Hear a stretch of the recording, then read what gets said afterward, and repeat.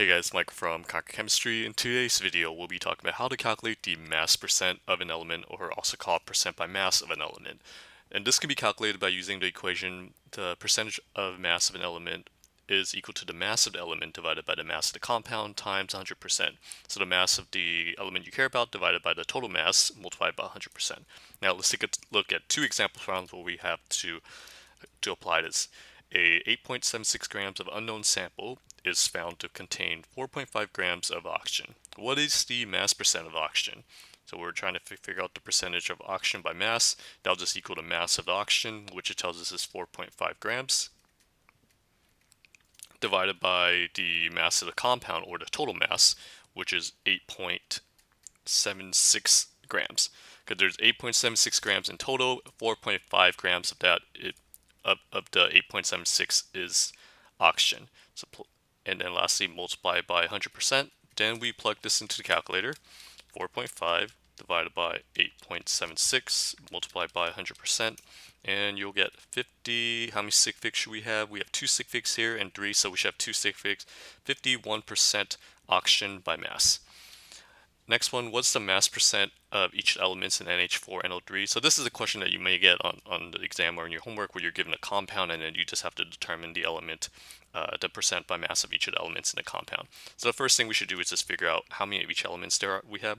Well, we have 2 nitrogens, because we have 1 nitrogen here, 1 nitrogen here, and then we have 4 H's, and lastly we have 3 oxygens.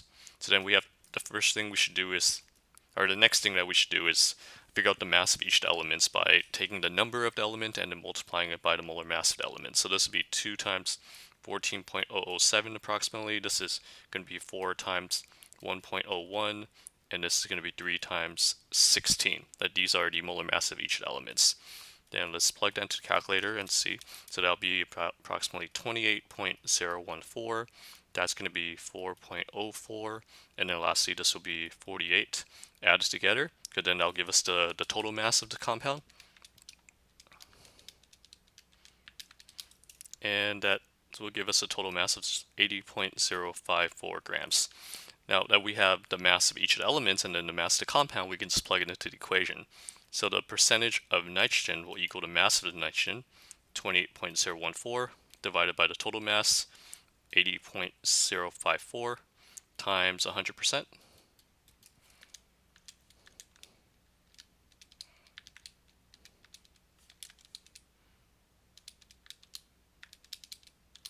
And that'll be approximately 35%.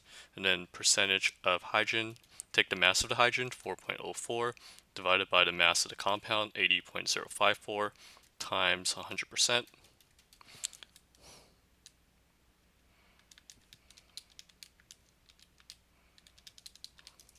And then that'll be approximately 5%, 5.0%. And then lastly, the percentage of oxygen. So technically we don't have to calculate it like this, because we know that in total the percentage has to add up to 100%. So if we did that, the total adding up to 100%, this would be about 40%. So that means oxygen would have to be 60%. But hey, let's double check. We take 48 divided by 80.054 times 100%. And it's 60%, so that matches up with our expectation.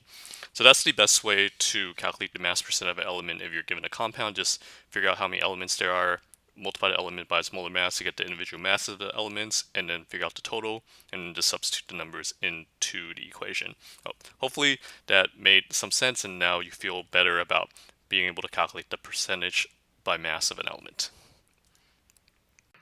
If you want to learn how to ace chemistry, if you want to learn what's the best way to study for this class, if you want to learn some neat tricks and tips to take into your exam and do better on them, then you should head over to my website and get this free guide, 12 Secrets to Acing Chemistry. You can head over to www.conquerchemistry.com/chemsecrets. I'm going to include a link in the description below. Check it out. I think it's really going to help you, and you're gonna like it. Until next time, keep working hard and continue the good work.